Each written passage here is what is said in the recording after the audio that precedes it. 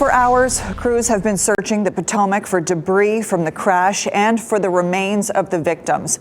The investigation, of course, just beginning. Crews did locate one of the flight data recorders. They still need to find the other one. Now, joining us now is someone with extensive training in accident investigations, Dr. Josh McConkey, an Air Force Reserve Colonel and physician. First of all, Josh, thank you for being here. No, thank you very much. So we wanted to focus on some of your colleagues, two of your crew members who are actually there, hands-on, doing some of the very difficult work of even retrieving some of the bodies from the Potomac. Can you give us an idea of maybe some discussions you've had with them and describe some of the work that they're doing right now?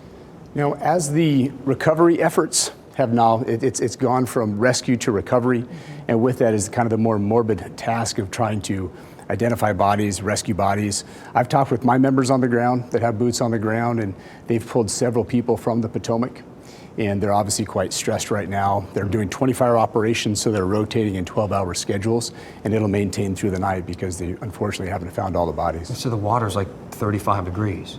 Oh, yeah. It's freezing. So cold. Very, very cold, damp environment, and then just the emotional stress, as you can imagine. You have flown training missions in this exact area that we are talking about, and we heard Brian Schrader earlier in the broadcast talk about how there have been many near misses, and this has been an issue that has been ongoing with the helicopters and planes landing at Reagan. Give us your experience of this. So, having flown several missions around Washington, D.C., sightseeing, I've flown mainly day missions, but the thing that you're concerned the most on these is fast-moving aircraft. We call them the fast movers. So if you put it in very simple terms, the helicopter is slow, it's smaller. When you have these jet aircraft, it's akin to driving a Porsche or a Ferrari coming up on a scooter. It's lower, it's slower. You can't react very quickly, so it's just critical you have that communication from the air traffic control, because if you wait until they see that there's going to be an accident or they're close enough, you're already too late. The jet aircraft is right on top of the aircraft, and unfortunately you have these types of events. So that was always my greatest fear when I was flying. Give me an idea of what it's like to fly around that airport, because we keep hearing the description of how busy it is. It's dark, different types of aircraft sharing that space. Have there been moments where it's been anxiety for you flying around in this area? You know, they've had near misses in the past, which the investigations are starting to pull some of that up. They've had, the New York Times has reported kind of nationwide the increase in traffic congestion, which leads to these near misses. And you can see right here with the aircraft, the jet aircraft is on an approach. It was about 2,400 feet where the accident had 2,400. So it's coming to runway 33, it's coming right? 33 right here. So we got north right here. It's just north to northwest, and the helicopter was coming across down to the south and was cutting across to the west. The reports that I've seen, the helicopter was supposed to maintain 200 feet, and the accident happened at 400 feet. So that tells me one of two things. Either in the helicopter, the crew was so concerned about other aircraft that they were focused outside, and it slowly drifted upwards into that 400-foot range. That 200 feet makes all the difference in the world when the skies have highways, and it's three-dimensional.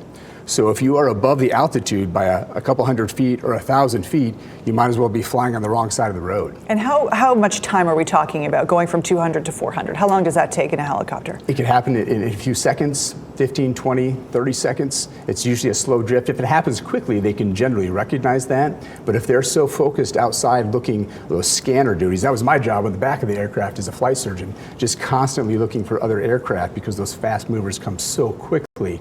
If they were just diverted in just a moment's 30 seconds and they drifted upward, that was a fatal accident. It makes you wonder about, okay, well, what kind of communication, right? It goes back to the air traffic control. And how busy is that communication when you're in one of those helicopters? What are you listening to? Air chatter from all the aircraft around you, air traffic control. And when you do find out that there was one traffic controller doing both aircraft, airplanes and helicopters, not that it can't be done, but just imagine multitasking something. It gets very stressful, and if you make a mistake, you have deadly consequences.